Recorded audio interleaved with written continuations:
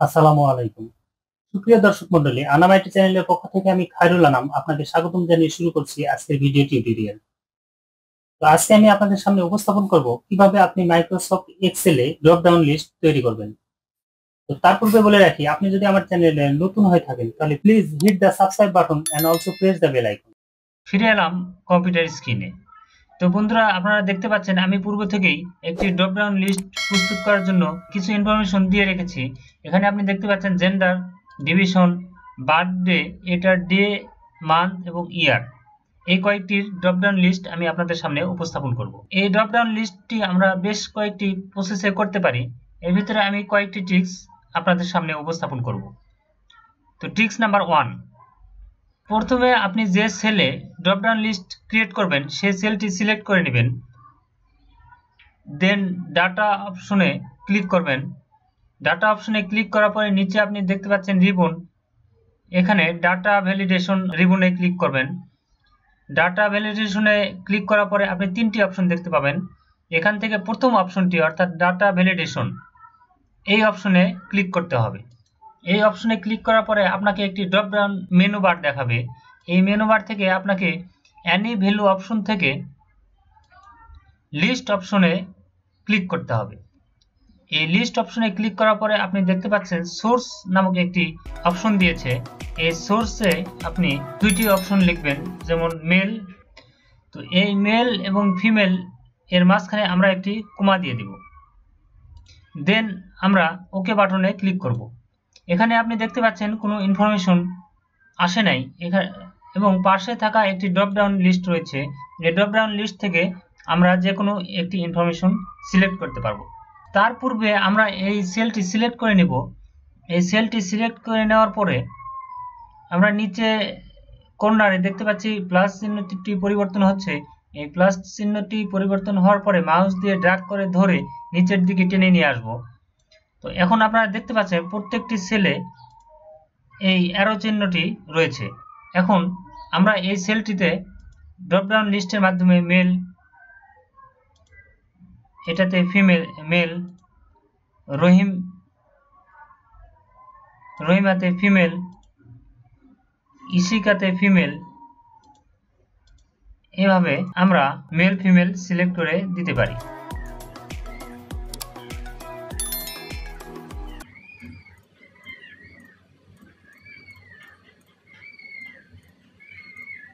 এখন আমরা এই ডিভিশনের কলামে ড্রপ ডাউন লিস্ট তৈরি করব।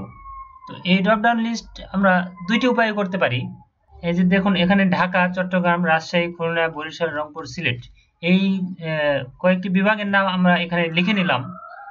এই লিখে নেওয়ার পরে আমরা এই ডিভিশনের নিচের সেলটি সিলেক্ট করে নিব। দেন ডাটা অপশনে ক্লিক করব। করার পরে ডাটা ভ্যালিডেশন এ ক্লিক করব, ওই পূর্বের ন্যায় প্রথম অপশনটিতে ক্লিক করে নেব। নেওয়ার পরে আমরা এখানে অ্যানি ভ্যালু এর স্থলে লিস্ট অপশনটি সিলেক্ট করব। দেন এই সোর্স অপশনে ক্লিক করার পরে আমরা এই ঢাকা, চট্টগ্রাম, রাজশাহী, খুলনা, বরিশাল, রংপুর, সিলেট, এই যে লিস্ট রয়েছে এই লিস্টটির সম্পূর্ণ সেলগুলি সিলেক্ট করে নিব। নেওয়ার পরে আপনি দেখতে পাচ্ছেন এখানে H3 থেকে H9 পর্যন্ত সেলগুলি সিলেক্ট করে নিয়েছে। দেন ওকে অপশনে ক্লিক করব। পূর্বের ন্যায় দেখতে পাচ্ছেন পাশে একটি অ্যারো চিহ্ন দেখাচ্ছে। এই অ্যারো চিহ্নতে ক্লিক করার পরে আপনাকে দেখাবে এই কয়েকটি বিভাগের নাম। পরবর্তী সেলগুলিতে এরকম অপশন দেখাচ্ছে না। এটি দেখানোর জন্য আমরা এই পূর্বের সেলটি সিলেক্ট করে নেব এবং এখানে নিচের কর্নারে মাউসের চিহ্নটি যখন পরিবর্তন হচ্ছে, এই পরিবর্তিত প্লাস চিহ্নটি আসার পরে মাউস দিয়ে ক্লিক করে ড্র্যাগ করে নিচের দিকে টেনে নিয়ে আসব। প্রত্যেকটি সেলে এই ড্রপ ডাউন লিস্টটি দেখাচ্ছে। তো এটি দেখানোর পরে প্রত্যেকের জন্য ডিভিশন সিলেক্ট করে নিলাম। নেওয়ার পরে একটি প্রবলেমের সম্মুখীন হতে হয়। এই প্রবলেমটি হচ্ছে, আমরা যদি এর পূর্ববর্তী অর্থাৎ 6 ইশিকার পূর্বে যদি কোনো নাম ইনক্লুড করি, ইনক্লুড করলে আপনি দেখতে পাচ্ছেন এখানে অর্থাৎ রাজশাহীর পরের যে সেলটি, এই সেলটি ব্ল্যাঙ্ক দেখাচ্ছে। তো এই সময় আমরা যখন এই ড্রপ ডাউন লিস্ট থেকে ইনফরমেশন দিব, এই রাজশাহীর নিচে ব্ল্যাঙ্ক দেখাচ্ছে। এই ঝামেলার কারণে আমরা এইভাবে ড্রপ ডাউন লিস্টটি তৈরি না করে আমরা অন্য একটি উপায়ে ড্রপ ডাউন লিস্ট তৈরি করে দেখাবো। তো এটি করতে হলে পূর্বের ইনফরমেশনগুলি আমাদের মুছে দিতে হবে। তো এখন আপনাদেরকে এই ইনফরমেশনগুলি সিলেক্ট করে নিতে হবে এবং ডিলিট অপশনে ক্লিক করতে হবে, তাহলে এক ক্লিকেই সকল ইনফরমেশনগুলি মুছে যাবে। তো এখন আপনাকে সেলটি সিলেক্ট করে নিতে হবে। এভাবে একটি সেলও সিলেক্ট করে নিতে পারেন এবং সম্পূর্ণ সেলগুলিও সিলেক্ট করে নিতে পারেন। তো নেওয়ার পরে ডাটা অপশনে ক্লিক করতে হবে, ডাটা ভ্যালিডেশনে ক্লিক করতে হবে। তারপরে আপনাকে লিস্ট অপশনে ক্লিক করতে হবে। নিচে যে সোর্স অপশনটি দেখাচ্ছে এই সোর্স অপশনে ক্লিক করার পরে আপনি যে ইনফরমেশনগুলি দিতে চাচ্ছেন সেই ইনফরমেশনগুলি আলাদা একটি শীটে আপনি দেখতে পাচ্ছেন। এখানে আমার এক্সেলে 1 2 3 4 এরকম 4টি শীট ক্রিয়েট করা হয়েছে। এই শীটগুলি আপনি কিভাবে ক্রিয়েট করবেন পরবর্তী কোনো ভিডিওতে আমি বিস্তারিত আলোচনা করব। তো এই শীট থেকে আপনি 2 নাম্বার শীটে ক্লিক করবেন। ক্লিক করার পরে দেখতে পাচ্ছেন ইনফরমেশনগুলি এখানে আমি পূর্ব থেকেই ক্রিয়েট করে রেখেছি। এই ক্রিয়েট করা ইনফরমেশন থেকে আপনার যে কলামে এই ডিভিশনের ইনফরমেশনটি রয়েছে সেই ইনফরমেশনটি সিলেক্ট করে নেবেন। শীট নাম্বার 2 থেকে E2 থেকে E8 পর্যন্ত সেল সিলেক্ট করে নিয়েছেন। নেওয়ার পরে আপনি ওকে বাটনে ক্লিক করবেন। আপনি দেখতে পাচ্ছেন ডিভিশনের কলামের প্রত্যেকটি সেলে অ্যারো বাটনটি অটোমেটিক হয়ে গিয়েছে। এখান থেকে আপনি ডিভিশন সিলেক্ট করে দিতে পারবেন।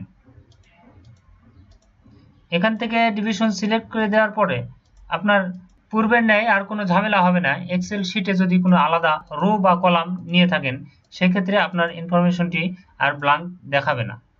আপনি দেখতে পাচ্ছেন এখানে আলাদা রো নেওয়ার পরেও ইনফরমেশনটি সেম রয়েছে।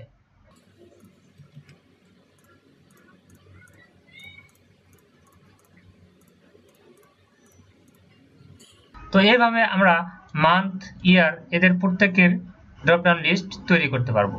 তো প্রিয় দর্শক, এই ছিল আজকের ভিডিও। এর পরবর্তী ভিডিও দেখার আমন্ত্রণ জানিয়ে এখানে আমি বিদায় নিচ্ছি। সে পর্যন্ত সুস্থ থাকবেন, সুন্দর থাকবেন এবং আমার চ্যানেলটিতে সাবস্ক্রাইব করে পাশে থাকা বেল আইকনটি চেপে দিন, যাতে করে ভিডিও আপলোড দেওয়ার সঙ্গে সঙ্গে পরবর্তী নোটিফিকেশন আপনার নিকটে প্রথম পৌঁছে যায়। ধন্যবাদ আপনাকে।